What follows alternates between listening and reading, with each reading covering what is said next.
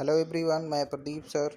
जैसा कि हम लोग जानते हैं, subject utilisation of electrical energy में हम लोग पढ़ रहे थे, जो कि हम लोग फर्स्ट चैप्टर पूरा कंप्लीट कर चुके हैं। आज से हम लोग सेकंड चैप्टर पढ़ेंगे और आज का वीडियो बड़ा ही इम्पोर्टेंट होने वाला है, क्योंकि सेकंड चैप्टर का जो बेस है वो हम लोग आज जानेंगे कि कैसे ये उपयोग किया जाता है।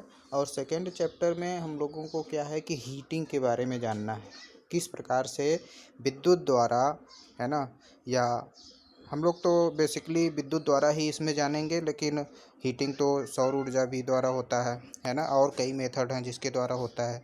लेकिन हम लोगों को यहाँ पे जो सब्जेक्ट है, जैसा कि आप लोग जानते हैं, वैद्युत ऊर्जा के उपयोग है हिंदी में, और इंग्लिश में utilisation of electrical energy.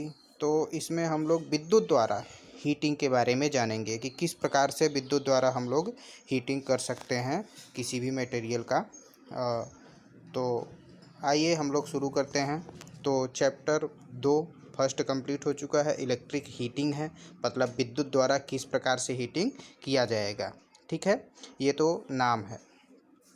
Hindi में इसे वैद्युत तापन कहते हैं। ठीक है, तो आप लोग चैप्टर का नाम डाल लीजिएगा। और हीटिंग मेन थिंग्स क्या होता है कि हीटिंग दो प्रकार से होता है, जैसा कि आप अपने मोबाइल स्क्रीन पे देख पा रहे होंगे। हीटिंग कितने प्रकार के हमने बताया, दो प्रकार के यहाँ पे दिखाया गया है। एक होता है नेचुरल हीटिंग, वही नेचुरल हीटिंग मतलब वही सौर ऊर्जा सूर्य द्वारा हीटिंग भी किया जा सकता है। और एक होता है आर्टिफिशियल हीटिंग। आर्टिफिशियल हीटिंग मतलब जो मनुष्य द्वारा बनाया गया कोई युक्ति होगी जिसके द्वारा हीटिंग करते हैं, उसे आर्टिफिशियल हीटिंग कहते हैं। ठीक है, और नेचुरल हीटिंग मतलब प्रकृति द्वारा जो हीटिंग हमको प्राप्त होती है उसे कहेंगे, है कि नहीं।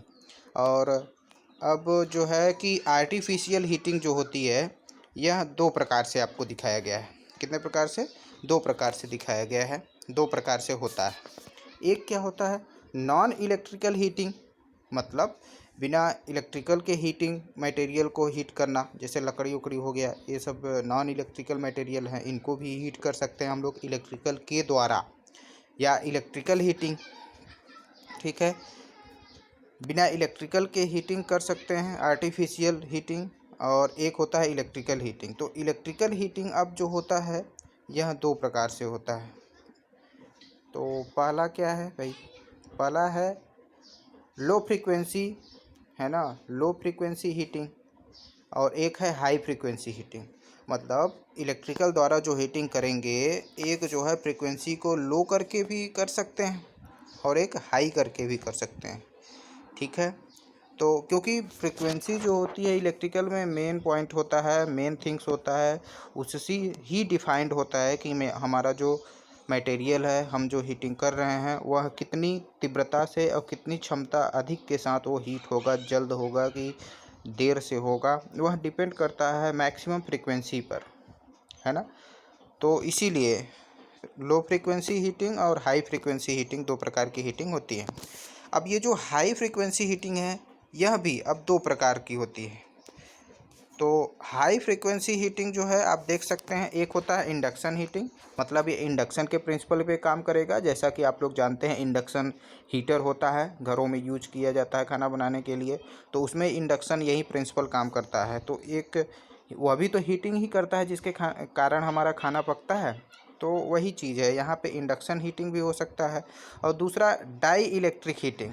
डाई इलेक्ट्रिक हीटिंग में आपको मैं बता देना चाहता हूँ, इसमें नॉन कंडक्टिंग मटेरियल जैसे लकड़ी हो गया, इन सब चीज़ों को गर्म करने के लिए, हीट करने के लिए, या प्लास्टिक हो गया, है ना, इन सब चीज़ों को गर्म करने के लिए यूज किया जाता है ये। अभी सारी चीज़ें हम लोग एक एक करके डिटेल में पढ़ेंगे। अभी तो हम लोग जान लेते हैं कि कितने प्रकार की हीटिंग होती है और कैसे होती है। सिंपली नॉर्मली हम थोड़ा बता दे रहे हैं आपको। ठीक है, तो आगे चलते हैं। तो लो फ्रीक्वेंसी हीटिंग जो होती है, यह आपके मोबाइल स्क्रीन पे दिख रहा होगा, तीन प्रकार से दिखाया गया है ना। Low frequency, high frequency heating आपको बता दिया हमने, दो प्रकार से होता है, इंडक्शन हीटिंग और डाई इलेक्ट्रिक हीटिंग। और लो फ्रीक्वेंसी हीटिंग आप देख सकते हैं, आपके मोबाइल स्क्रीन पे दिख रहा होगा कि तीन प्रकार से बताया गया है यहाँ पे। कौन कौन भाई? सबसे पहले रजिस्टेंस हीटिंग है, फिर आर्क हीटिंग है, और फिर इलेक्ट्रॉन बम्बार्डमेंट हीटिंग है ना, मतलब इलेक्ट्रॉनों का बम्बार्डमेंट करा के जो है हीट करेंगे। तो जो ये रजिस्टेंस हीटिंग है यह भी दो प्रकार से, एक होता है डायरेक्ट रजिस्टेंस हीटिंग और एक होता है इनडायरेक्ट रजिस्टेंस हीटिंग। और यह मोस्ट इम्पॉर्टेंट है, कई बार आया हुआ है ना, यह कई बार आया हुआ है। तो आप लोग इसको ध्यानपूर्वक, हम अभी डिटेल्स में आपको बताएंगे, पढ़ाएंगे, तो आप समझ लीजिएगा। और दूसरा क्या है, आर्क हीटिंग। आर्क हीटिंग भी दो प्रकार से होता है, डायरेक्ट आर्क हीटिंग और एक इनडायरेक्ट आर्क हीटिंग। जैसे रजिस्टेंस हीटिंग दो प्रकार से, उसी प्रकार आर्क हीटिंग भी दो प्रकार से होता है, ठीक है। और एक होता है इलेक्ट्रॉन्स बम्बार्डमेंट हीटिंग। तो इलेक्ट्रॉनों का बम्बार्डमेंट करा के भी हीटिंग किया जा सकता है, ठीक है।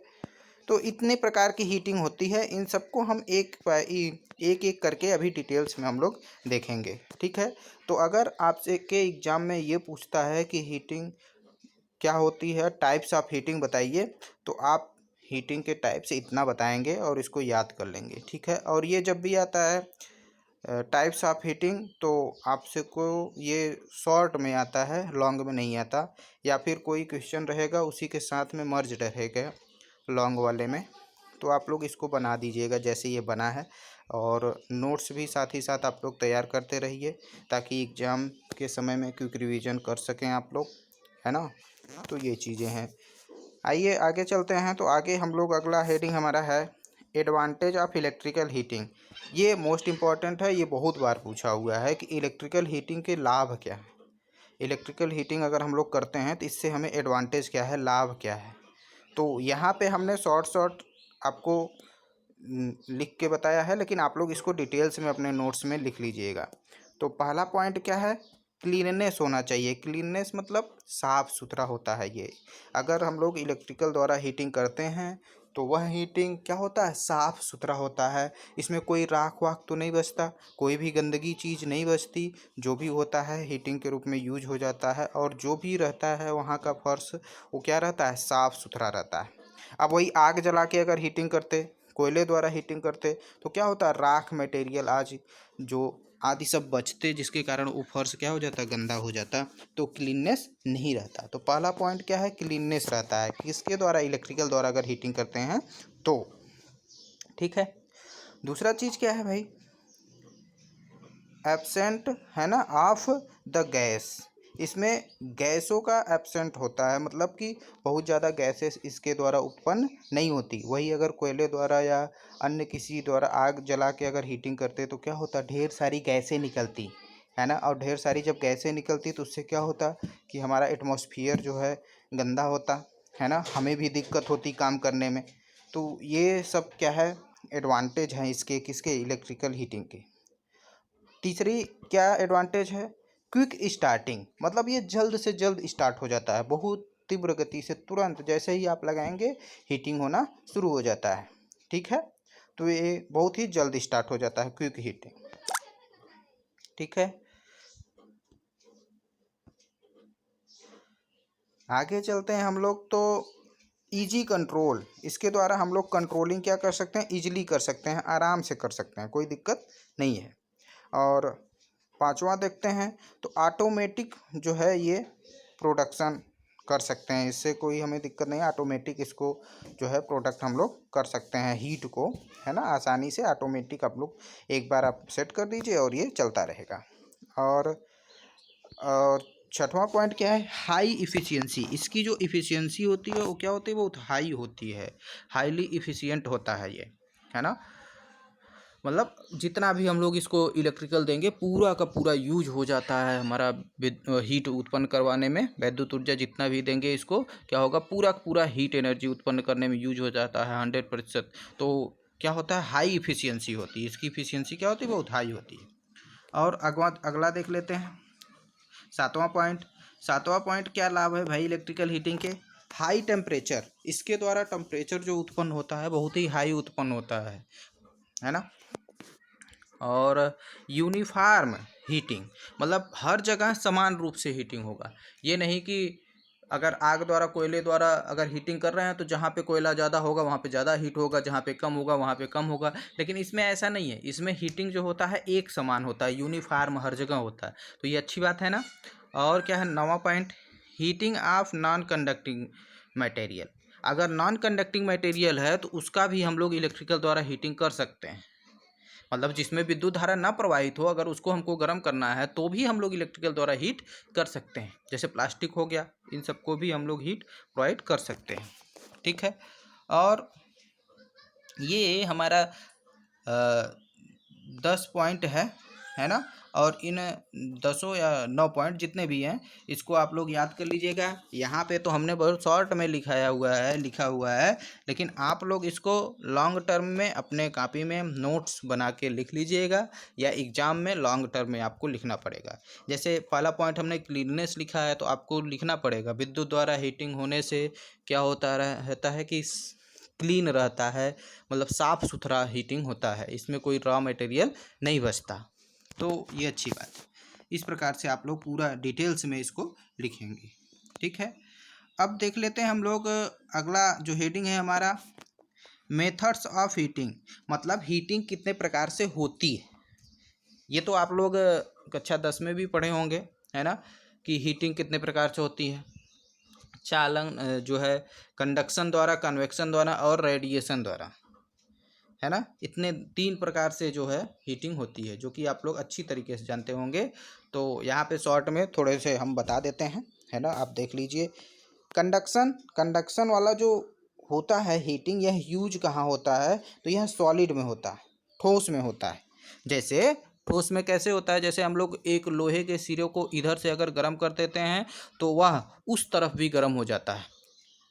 तो यह किस विधि द्वारा होता है, कंडक्शन विधि द्वारा। कंडक्शन विधि द्वारा जो है हीटिंग होता है। तो इसमें क्या होता है कि अगर एक सिरे को गर्म करते हैं तो उसके कण गर्म होंगे, तो उसी के साथ साथ जो है वह कण अपना हीट दूसरे कण को ट्रांसफ़र करेगा। इस प्रकार से होते होते क्या होता है, दूसरी तरफ भी क्षण क्या हो जाता है, गर्म हो जाता है। तो ये कंडक्शन द्वारा हीटिंग हुआ। ठीक है। और दूसरा देख लेते हैं कन्वेक्शन, है ना। कन्वेक्शन कहाँ पे यूज होता है, संवहन जिसे कहते हैं, है ना। तो यह होता है लिक्विड में। लिक्विड में कैसे होता है भाई, जैसे हम लोग हीटर पे या किसी बर्तन में पानी रख देते हैं, तो आप देखेंगे नीचे के कण जो है गर्म हो जाएंगे जल्द, तो वह ऊपर आ जाते हैं, फिर ऊपर वाला नीचे जाके गर्म होता है। इस प्रकार से पूरा पानी क्या हो जाता है, गर्म हो जाता है, जो कि आप लोग बहुत अच्छे तरीके से आपको बताया गया होगा, आप लोग जानते होंगे, इसलिए हम शॉर्ट में थोड़े से बता रहे हैं। ठीक है। तो कन्वेक्शन द्वारा हीटिंग होता है, और यह कहाँ लिक्विड में यूज होता है। रेडिएशन द्वारा, संचरण द्वारा भी होता है हीटिंग। यह वैक्यूम में, जहाँ पे एयर वेयर ना हो वहाँ भी यूज कर सकते हैं रेडिएशन, और जहाँ पे वैक्यूम है, एयर है, वहाँ भी यूज करते हैं। यह गैसेस द्वारा हीटिंग होती है ना। रेडिएशन आप लोग बहुत अच्छी तरीके से जानते होंगे। जैसे कहीं पे विद्युत जो है यूरेनियम द्वारा उत्पन्न होता है, तो कहते हैं ना इसकी रेडिएशन बहुत तीव्र होती है, थोड़ा दूरी पे बनाना चाहिए, है ना। तो वहाँ रेडिएशन होता है, वह जो होता है गैसों द्वारा, है ना। जो गैसें निकलती हैं उससे डेंजरस, हानिकारक, उससे बचना चाहिए, नहीं तो वह रेडिएशन द्वारा आपको शरीर को, वहाँ के एटमॉस्फेयर को, है ना, क्या हानि पहुँचा सकता है। तो रेडिएशन द्वारा भी हीटिंग होता है। जहाँ पे आप देखे होंगे, या है ना, जहाँ पे हम लोग जैसे कि विद्युत ऊर्जा उत्पन्न होती है यूरेनियम द्वारा, आप उसके आसपास जाओगे तो बहुत हीट रहता है, बहुत गर्म रहता है, तो वह रेडिएशन होता है वहाँ पे, जिसके कारण वहाँ के कण या एटमॉस्फेरिक टेम्परेचर क्या होता है, बहुत बढ़ जाता है। ठीक है। तो रेडिएशन द्वारा भी हीटिंग होता है। तो हीटिंग सबसे ज़्यादा थर्मल कंडक्टिंग, है ना, कॉपर की होती है। सबसे ज़्यादा थर्मल कंडक्टिंग जो होता है वो किसका होता है, कॉपर का। मतलब उसमें आसानी से एक तरफ से दूसरी तरफ जो होता है गर्म होने में बहुत ही कम समय लगेगा। थर्मल कंडक्टिविटी उसकी क्या होती है, बहुत ज़्यादा होती है। किसकी, कॉपर मटेरियल की। आसानी से वो एक तरफ गर्म करेंगे, दूसरी तरफ तुरंत गर्म हो जाएगा। तो हीटिंग होता कैसे है, बेसिकली आप देख लीजिए, हीट का फार्मूला जान लीजिए, है ना, या रेजिस्टेंस हीटिंग इसी मेथड द्वारा होता है।